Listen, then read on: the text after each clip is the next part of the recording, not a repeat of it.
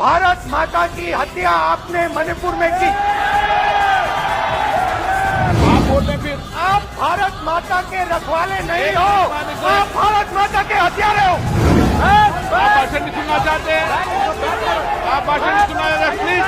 मणिपुर के लोगों को मारकर भारत की हत्या की है। आप क्या बात है? क्यों बातें कर रहे हैं? क्या बात कर रहे हैं?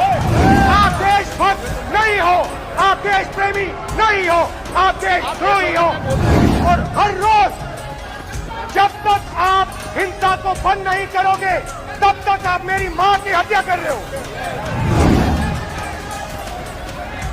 हिंदुस्तान की सेना मणिपुर में एक दिन में शांति ला सकती है, हिंदुस्तान की सेना का आप प्रयोग नहीं कर रहे हो। रावण दो लोगों की सुनता था, मेघनाथ और कुंभकर्ण।